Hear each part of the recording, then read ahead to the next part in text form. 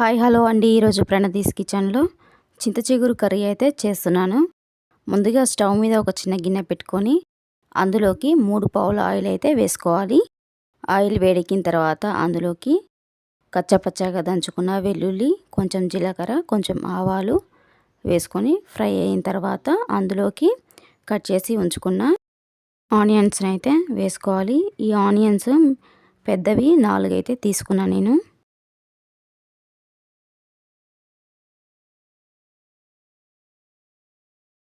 ఇలా ఒకసారి కలుపుకున్న తర్వాత అందులోకి ఒక స్పూన్ ఉప్పునైతే వేసుకొని కలుపుకోవాలి. ఉప్పు వేసుకోవటం వల్ల ఉల్లిగడ్డలు అనేవి తొందరగా మగ్గుతాయి. ఇలా ఒకసారి కలుపుకున్న తర్వాత మూత పెట్టేసి మీడియం ఫ్లేమ్ మీద ఒక 15 నిమిషాలు అయితే ఉడికించుకోవాలి.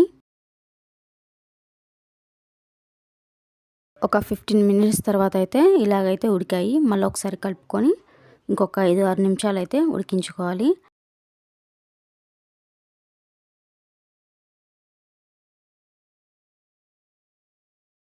అలాగే ఇందులోకి చింత చిగురునైతే తీసుకుంటున్నాను కాబట్టి కొంచెం చింత చిగురునైతే ఒక ప్లేట్లోకి తీసుకొని ఇలా నలుపుకుంటూ మెత్తగా చేసుకోవాలి.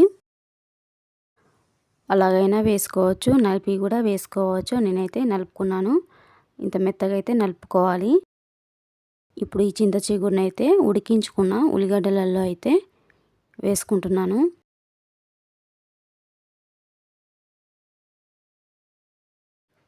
ఒకసారి కలుపుకొని ఒక 2-3 నిమిషాలు అయితే ఉడికించుకోవాలి.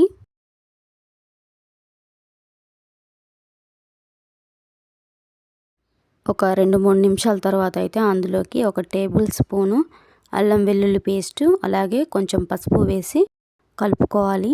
అల్లం వెల్లుల్లి పేస్టు ఫ్రై అయ్యేంత వరకు అయితే ఉడికించుకోవాలి.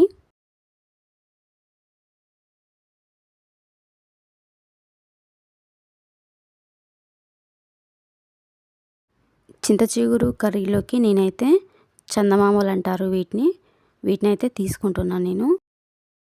వీటిని కొంచెం ఫ్రై చేసుకొని శుభ్రంగా వాటర్లో అయితే ఒకసారి కడుక్కోవాలి. తలతోకైతే తీయడం లేదు నేను, అలాగే వేసుకుంటున్నాను కర్రీలో. ఇప్పుడైతే కర్రీలో వేసుకోవాలి.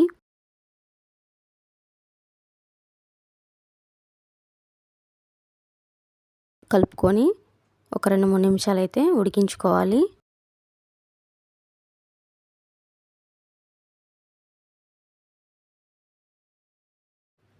చింత చిగురు కర్రీ అనేది ఉడికిన తర్వాత ఇందులోకి 2 టేబుల్ స్పూన్ల కారం వేసి అయితే ఒకసారి కలుపుకోవాలి.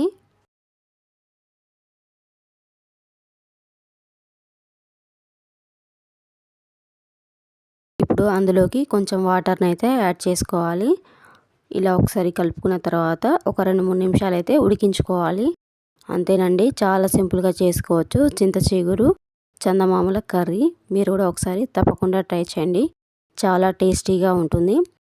మీకు గనక ఈ కర్రీ నచ్చినట్లయితే ఒకసారి ఖచ్చితంగా ట్రై చేయండి, చాలా టేస్టీగా ఉంటుంది.